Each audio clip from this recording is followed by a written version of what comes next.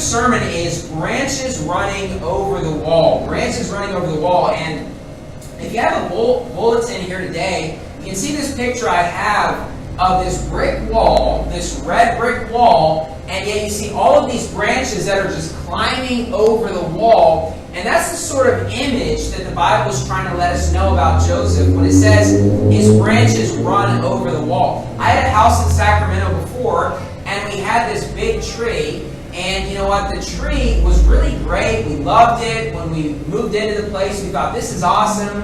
And it was nice to sit underneath the shade on a hot day and things such as that. But you know, the branches grew very quickly. And you know, we had a wooden fence that separated us and our neighbors.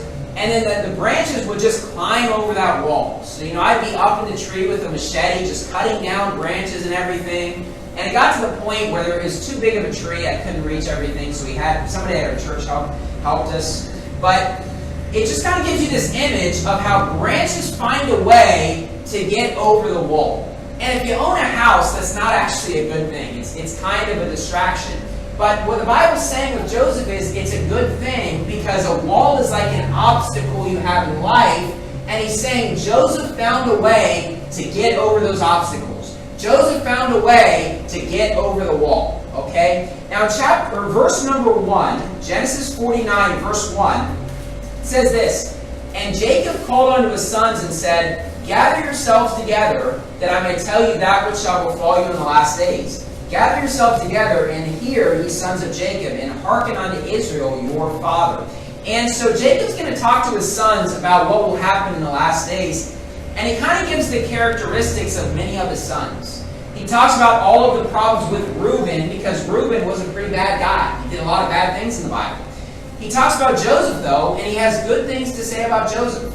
He says in verse 22, "Joseph is a fruitful bough, even a fruitful bough by a well, whose branches run over the wall." Now look, if you're going to be a tree that's going to be successful, if you're going to be a plant that's successful, you need to have water.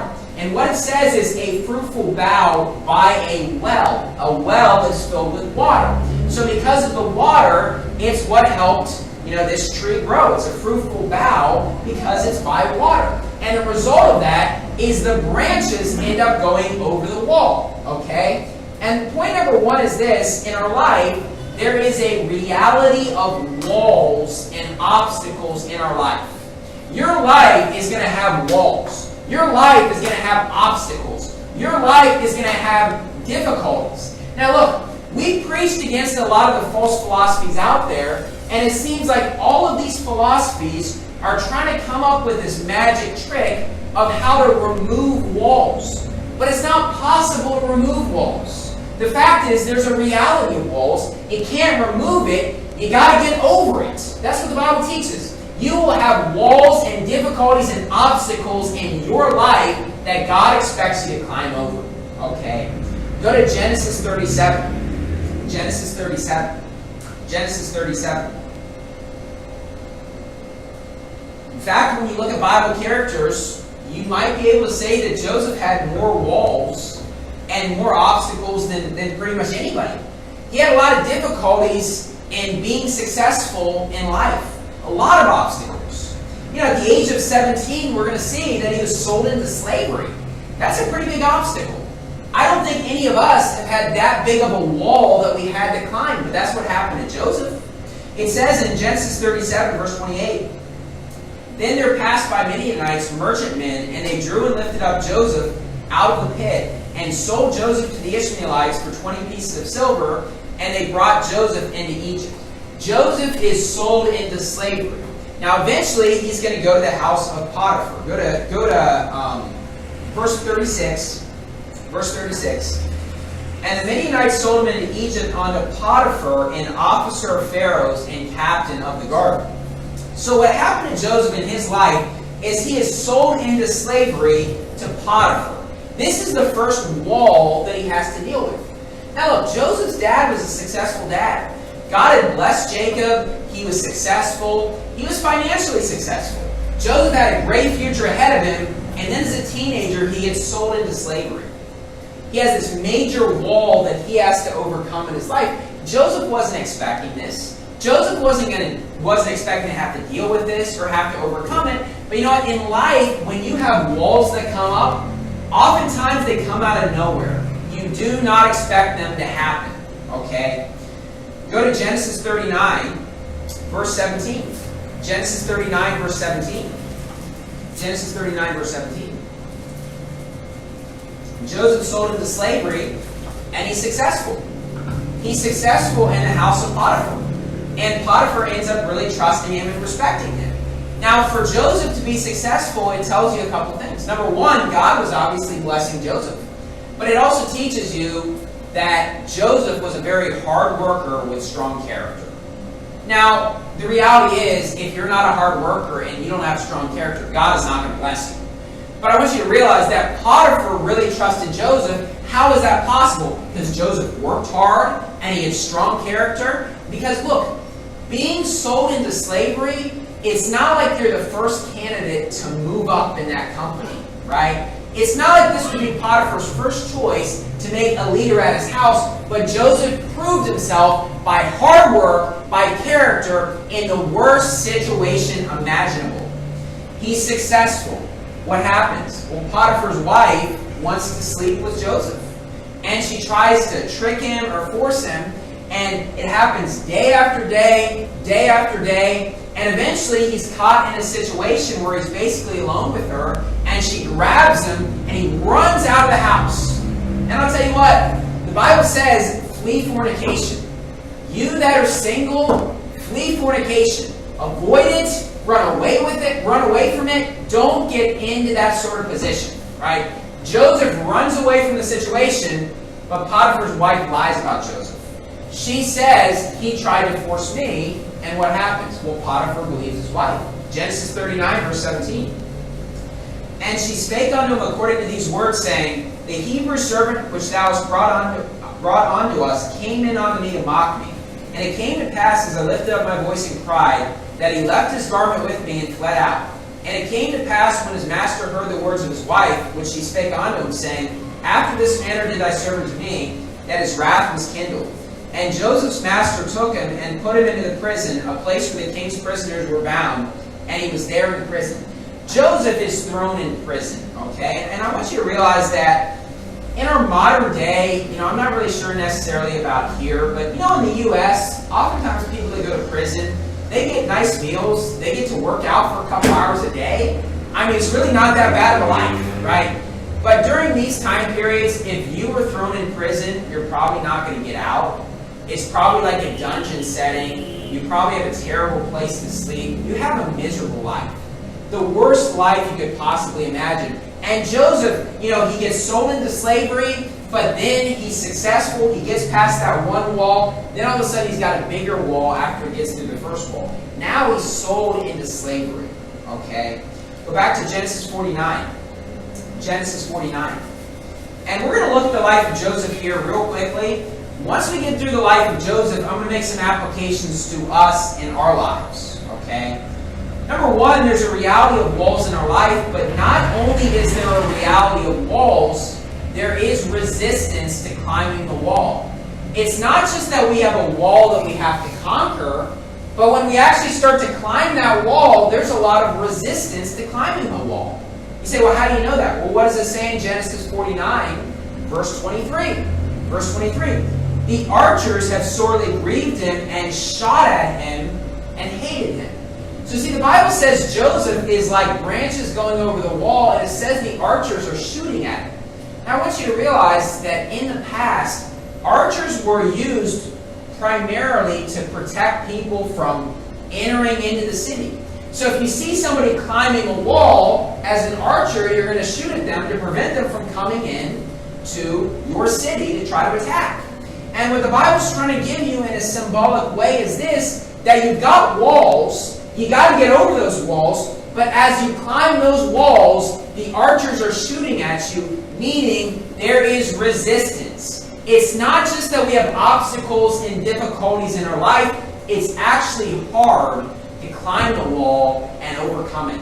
Verse 24, but his bow abode in strength, and the arms of his hands were made strong by the hands of the mighty God of Jacob. From thence is the shepherd, the stone of Israel. Okay? His bow abode in strength. He found a way over that wall. Go to Genesis 39. Genesis 39. Genesis 39. As I said, Joseph was sold into slavery. Terrible position. Probably something that none of us have ever dealt with anything that extreme, that bad before. But what does it say in Genesis 39, verse 2? And the Lord was with Joseph, and he was a prosperous man, and he was in the house of his master, the Egyptian. And his master saw that the Lord was with him, and the Lord made all that he did to prosper in his hand. See, the Bible says that the Lord was with Joseph. And look, as I said, if you want to be successful in life and you want the Lord with you, you need to have strong character and you need to work hard. If you don't work hard, you don't have strong character, the Lord is not going to be with you. But what this shows us is even if you're in the worst position, you still have an ability to be successful in life if the Lord is on your side and He blesses you.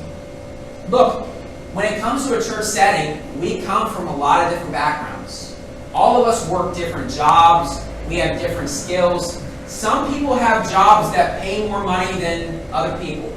You know, I'll tell you what, people, regardless of what your job is, let me tell you something. Like somebody who's successful in life, they're successful because the Lord's blessing them and because they're working hard. And look, maybe you don't have the greatest job in the world, but I believe that if you work hard, God will bless you. I'm not saying you're going to be the richest person in the world, but I do believe that God will provide your needs and He will bless you if the Lord is with you. And that the way that happens is by working hard, having good character, right? The Lord is with Joseph in the worst possible situation. Verse 21. After the rape accusation comes from Potiphar's wife, it says in verse 21, but the Lord was with Joseph and showed him mercy and gave him favor in the sight of the keeper of the prison.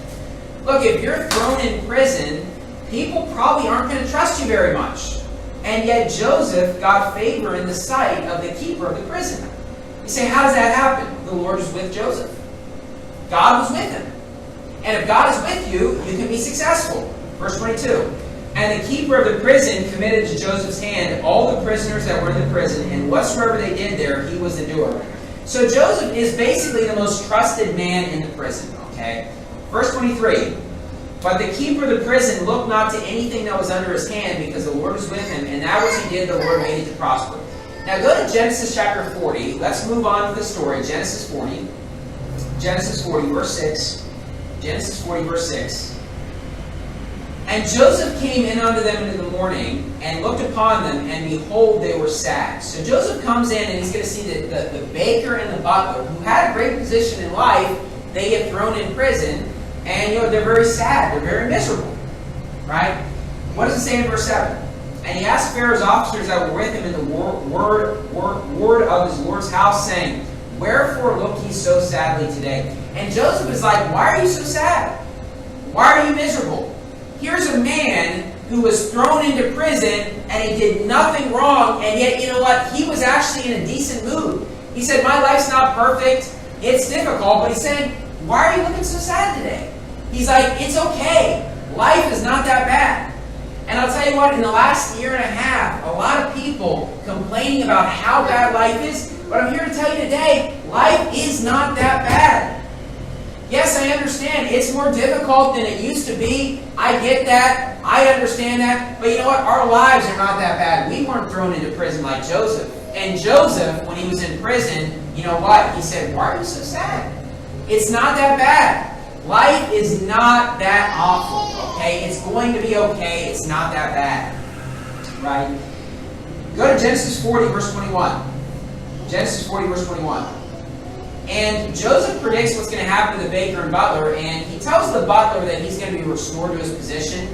And it's funny, because the Bible is a very serious book, and so when you read things that are just kind of humorous, they really make you laugh a lot, and at least to me in this story, because the butler's like, wow, I want to be restored again, and then the baker tells Joseph, hey, can you tell me what's going to happen to me? And Joseph's like, well, you're going to be killed, right? But it says here in verse 21, and he restored the chief butler unto his butlership again, and he gave the cup into Pharaoh's hand. But he hanged the chief baker as Joseph had interpreted to them. Yet did not the chief butler remember Joseph, but forgat him. And see, Joseph told the butler, just remember me. But you know what you see? You see that the butler forgets about Joseph. Now look, Joseph was, sold into slavery. Joseph was lied about and thrown into prison. And Joseph might be thinking now, well, this butler is a person in a powerful position, and he says, you know what, remember me, don't forget me. And then all of a sudden the butler gets out of his position, and he just kind of forgets about Joseph. This is often the way it is in life, that when things are going well for people, they just kind of forget about other people. And I don't believe the butler was a bad guy. We're going to see here that he'll remember about Joseph later on, but he forgets about him initially. Go to Genesis 49. Genesis 49. Genesis 49. Genesis chapter 49. See, point number one, there is a reality of walls in your life. Now, a lot of times you'll see people complain about the walls and the difficulties they have, but wait a minute. We all have walls. We all have obstacles. We all have difficulties. Your wall might be different than my wall. Maybe your wall is taller. Maybe it's harder to climb. Maybe it's different than mine, but all of us have walls.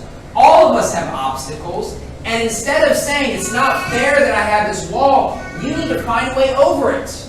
There's a reality of walls in your life. There's also resistance to climbing that wall. But I want you to realize the result of getting to the other side of the wall.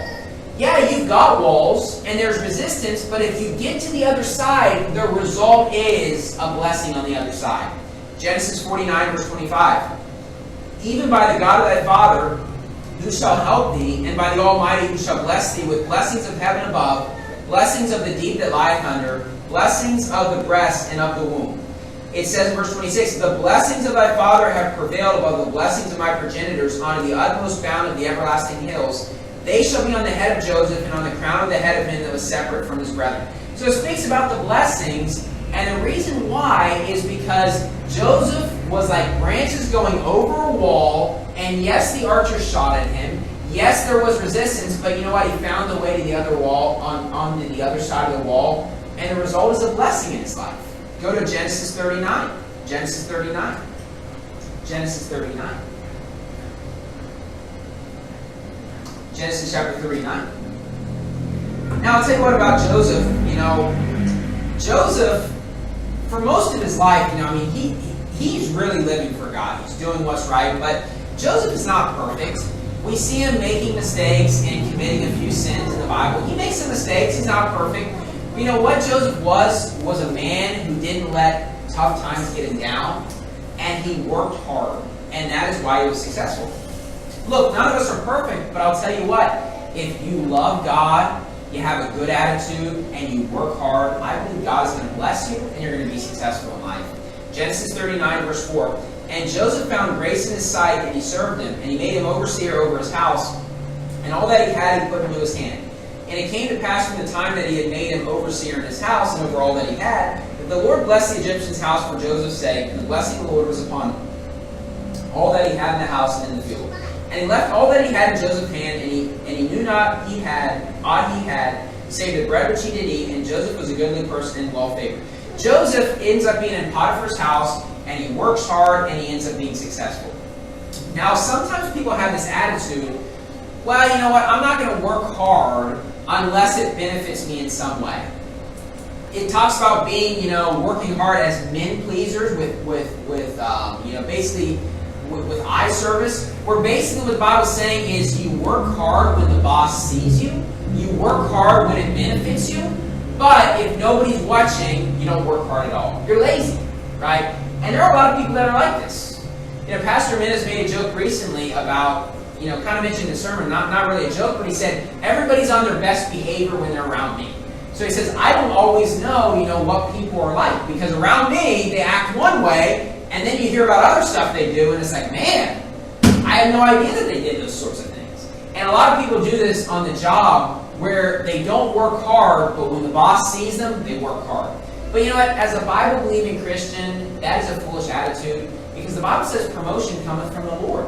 And the Lord sees the things that you do, and you know what? If you're lazy when the boss is not watching, guess what? The Lord sees that. You need to work hard, whether people realize it or not, and trust in God to bless you in life. Okay? Go to Genesis 41. Genesis 41. You know, another thing we see in this passage is that Joseph has this major wall in his life. He finds a way over that wall. He gets over that wall, and then all of a sudden he's got another wall. And look, I'll tell you what, I'm trying to motivate you to be a branch going over the wall, but I want you to realize here today, you are going to have an endless stream of walls and obstacles and difficulties in your life.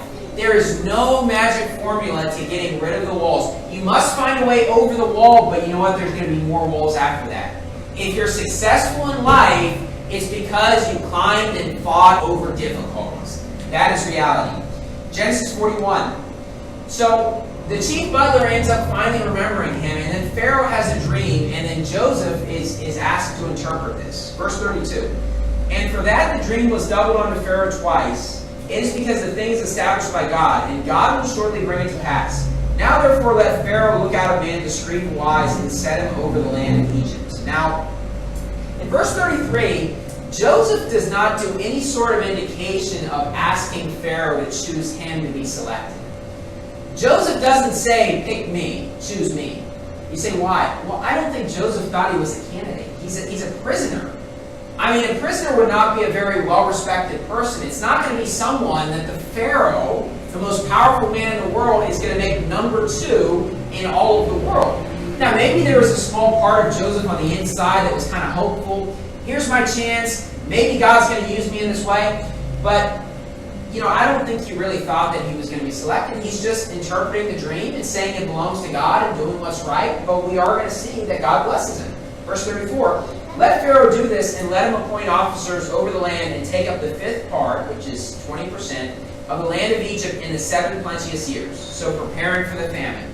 And let them gather all the food of those good years that come, and lay up corn under the hand of Pharaoh, and let them keep food in the cities.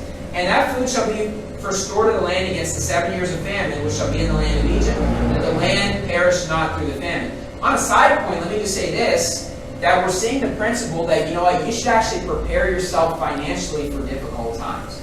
You don't know what the future holds. None of us know if we might end up losing our job one day, or you know what, difficulties come. You know, we have things that cost a lot of money or something we have to deal with. Instead of spending up all of your money, you should work hard and save up money for a rainy day. You don't know when the famine's going to come. Okay? Verse 37. And the thing was good in the eyes of Pharaoh and in the eyes of all his servants. And Pharaoh said unto his servants, Can we find such an one as this, a man in whom the Spirit of God is? And Pharaoh said unto Joseph, For as much as God hath showed thee all this, there is none so discreet and wise as thou art. Thou shalt be over my house, and according unto thy word shall all my people be ruled. Only in the throne will I be greater than thou. And Pharaoh said unto Joseph, See, I have set thee over all the land of Egypt. And so here we see that Joseph is actually chosen. Joseph is actually selected. And you know what? Sometimes you're reading the Bible, and if you're like me, you kind of wish you could see this on video sometimes. I would love to see the reaction of Joseph as out of nowhere Pharaoh says, You're going to be the second most powerful man in the world. I am choosing you. You are the wise person that I'm trusting. I mean, I can just imagine Joseph being like so excited. You know, he's been waiting for a long time. It started at the age of 17, and this is the age of 30 we're going to see here in the Bible. From 17 to 30, for 13 years, he's climbing these major walls in his life. He doesn't give up. He just keeps fighting through it. Okay? Now turn to Genesis chapter 3. Genesis 3. Genesis chapter 3. Let me make some applications for the life of Joseph, because the Bible is intending us to realize the life of Joseph and realize the walls he had and how he was a branch that climbed over. And we're supposed to make applications from this. When it comes to a man, what is a big wall or obstacle in our lives? Well, a big wall or obstacle is financial or career walls in our life. And see, the Bible says this in Genesis 3, verse 17. And unto Adam he said, Because thou hast hearkened unto the voice of thy wife, and hast eaten of the tree of which I commanded thee, saying, Thou shalt not eat of it, cursed is the ground for thy sake. And sorrow shalt thou eat of it all the days of thy life. Thorns also and thistles shall it bring forth to thee, and thou shalt eat the herb of the field. So what God says is the ground is going to be cursed because of your sin. Because of what you did, the ground is cursed. That's a wall. That means it's going to be hard to provide financially. Not only that, there's thorns and thistles coming forth, so there's resistance if you're trying to fight over that wall. And let me tell you something, it doesn't matter who you are as a man, it's going to be difficult to provide in 2021. You say, why? Well, because of what Adam did. And you can complain about something that happened 6,000 plus years ago, or you can just realize, I've got to find a way over the wall no matter what. No matter how tall the wall is, no matter how difficult, I must find a way. Verse 19, in the sweat of thy face shalt thou eat bread till thou return unto the ground. For out of it wast thou taken, for dust thou art, and unto dust shalt thou return. The Bible says, in the sweat of thy face, meaning hard work. It's going to be difficult to provide your daily needs. It's not easy. Look, I wish I could give you that formula for an easy life and just blessings coming down from heaven. It's hard work. That is how you're going to be successful in this life. Go to Proverbs 31. Proverbs 31. Proverbs chapter 31. Now, I'll be honest with you that when I first moved here and I talked to people, I used to be a little bit more sympathetic to people that were struggling financially. But you know what? I'm not as sympathetic anymore as I used to be. And you know what? The reason why I used to be sympathetic is I do believe that here in the Philippines, if you have a college degree, it can give you opportunities that other people might not have. Right? And you know what? If you're going to go to college, get a degree that's going to make you money. But you know what? If you have a college degree, it opens up a lot of doors. It opens up a lot of opportunities. And you know what? But there's a lot of people that don't have a college degree. And I used to be kind of sympathetic because I thought, well, you know what? They're in a tough situation and everything. But I've met people that do not have a college degree that are very successful. And you say, well, how is that? Well, because they work hard, they have good character, and God's blessed them. And then I run into other people that just complain and complain. It's so tough. It's so terrible. You don't understand. It's different than in the U.S. But yet I find other people that find a way over that wall. Right? I mean, the way you're successful in life is by working hard. And look, I'll tell you what. People that graduated college and got a good degree, they also worked hard to do that as well. Maybe they had more opportunities than you, but you know what? They worked hard to finish it. And then there's other people, they have opportunities in life, but it's too difficult. Oh, I can't do it. Right? They start working a job, they're like, oh, I can't do it. They last for like a week or two. Oh, it's so difficult, so stressful, working through the night, I can't do it. And yet there's many people at our church that work through the night. There's many people at our church that are just working hard and are successful. So look, if they're able to find a way over the wall, so are you. And instead of complaining about the walls you have, just find a way over the wall. You say, what? The Bible says, in the sweat of thy face shalt thou eat bread. Don't get mad at me for preaching what the Bible says. This is what the Bible says. And look, we need to find a way over that wall. But I'll tell you what, it's not just for men. There are a lot of walls when it comes to being a lady as well. Right? Let's say you're a stay-at-home mom, or let's say you're raising kids and you're a mom. There are a lot of walls and difficulties as well. I mean, think about all the things that you need to do. I mean, there's cooking, there's cleaning, teaching the kids manners, homeschooling if you choose that route, potty training, putting the kids to sleep, the spills, the messes, and all this stuff. Sometimes it can feel overwhelming. Here's the thing though, every mom and every parent has to deal with the same things, right? And what is the answer? How do you get through that? Well, Proverbs 31, verse 15. Proverbs 31, verse 15.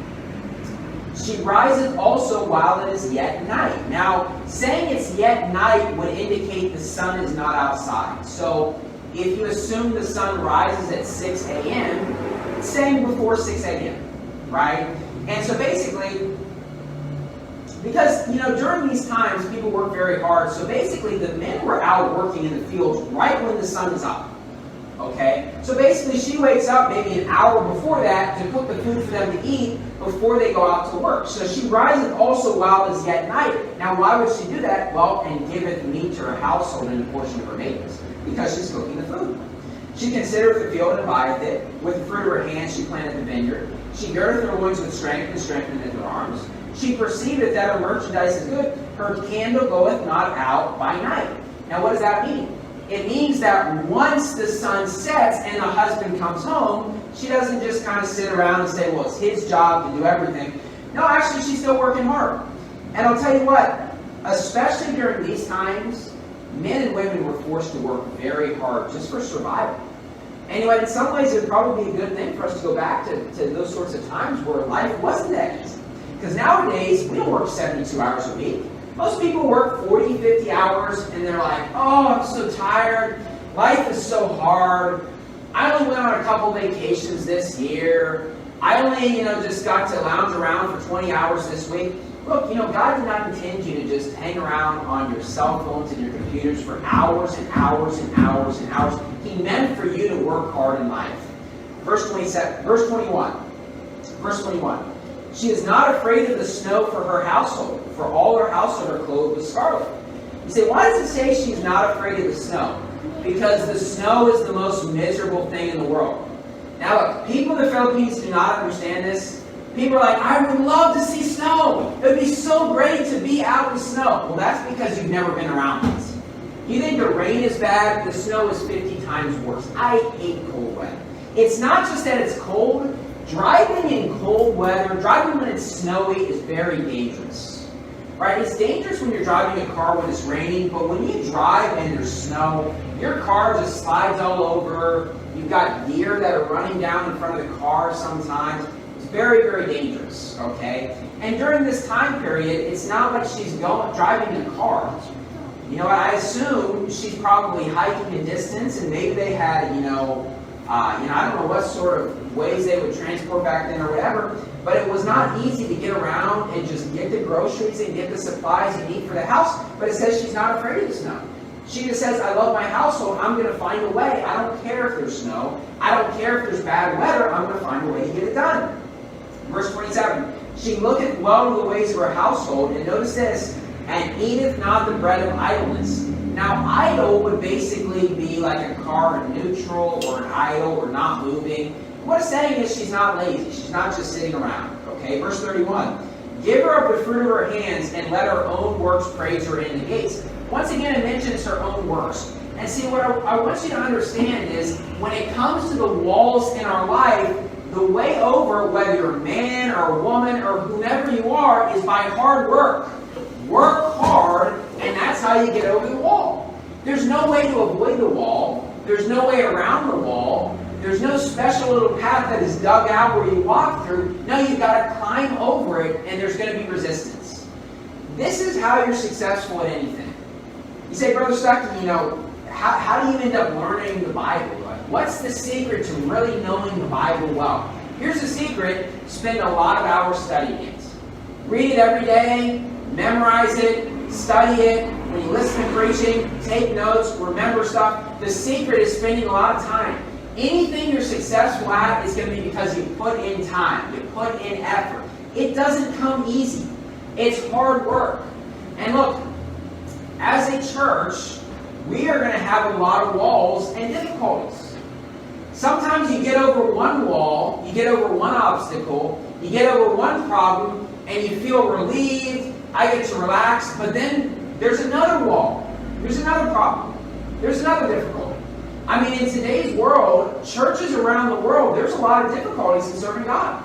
We've got a lot of difficulties now, there's a lot of restrictions and things are tough, and you got situations, you have to learn to adjust to stuff and then figure out a way over those walls and still serve God and still do what is right. Look, but that's how you're successful. And even if we didn't have all these restrictions going on, there would be other walls. Church problems and things take place, and the secret as a church is to just find a way over the wall. Now turn to one last place, Genesis 41. Genesis 41. Genesis 41. There's also a principle that I want to give you with the life of Joseph, just in one last verse here, of working hard. See, the Bible says it's good for a man to bear the yoke in his youth. At a young age, it's good to work hard. And there's many reasons for this, but we should try to teach our kids at as young of an age as possible to learn to work hard. Now, it starts with very basic stuff, right? Like here at our church in Pampanga, my son helps me turn off the lights. He helps throw away trash, small little stuff like that. It's not major, but I want to teach him the importance of work at a young age. And as he gets older, I want to take the time to teach him, and he's working harder and doing more and volunteering more, rather than just, doing nothing, right? He needs to learn to work hard, because we want to start at as young of an age as possible. Because we live in a day where people don't take life that seriously, and then they get a rude wake-up call when they're 25 years old, and they're like, what am I going to do in life?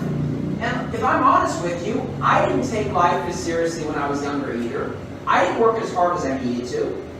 Then all of a sudden you start realizing, man, I'm not going to be successful unless I work hard and find a way over that wall. And we have this principle in Genesis 41 with verse 46, where it says, and Joseph was 30 years old when he stood before Pharaoh, king of Egypt. And so Joseph is 30 years old when he finally gets over this major wall in his life, and now he's going to be successful financially. He's going to have a much nicer house, obviously, than prison. He's going to have a much nicer life. And you know what? It was at the age of 30 that this took place. He's sold into slavery at the age of 17, and at the age of 30 is when he's finally really successful. And the principle I think the Bible's trying to tell you is this, or what I would say to young men is this: basically, hate your life until you're 30 years old so you can have a successful future.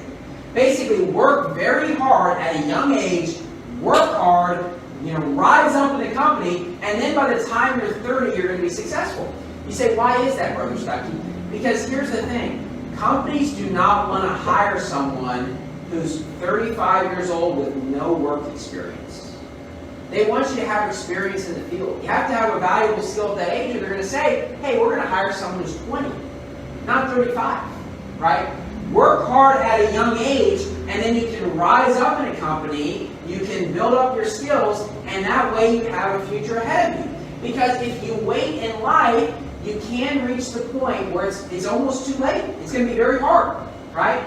Now, I still believe that if you start late, whether you're 30, whether you're 40 or whatever, you can work hard and God can bless you. But I'm saying it's better to start at a very young age.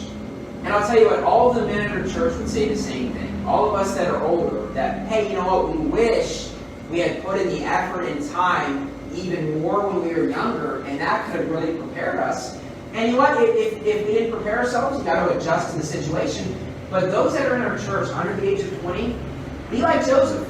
Work very hard when you're young, because the Bible says it's good for a man to bear the yoke in his youth. You say, why? Because you know what? It's going to be a lot easier to climb over that wall when you're young than trying to do it a lot later in life. So, what's the point of this sermon? Well, here's the point of the sermon. We all have walls in our life. There's a reality of walls and obstacles and difficulties. And you know what? There's no way around that wall. There's no easy path through that wall. The only way over this wall is to climb over it. And you got to be like a branch that finds its way over the wall. Okay? But see, while you're trying to climb this wall, you're going to have resistance. Because some people are going to hear this sermon and say, man, I needed that. I'm going to start working hard. I'm going to find my way over the wall. And you're going to get to this point, and then you get a little bit of resistance, and then you quit. People try to start serving God. They're zealous. They're excited. Then all of a sudden their family starts criticizing them, and then they give up. Their old friends start criticizing them. They give up. They get made fun of. They give up. Right? You got to just find a way over the wall. And you know what? It's going to be tough and tough and tough because the archers are shooting at you. But you know what? There's resistance. It's reality. Find a way over that wall. And you know what? Why is that? Because the result of getting over the wall is blessings. That's what the Bible teaches. So let us all just, instead of trying to avoid these walls, let us find a way to get over those walls. Let's close in word.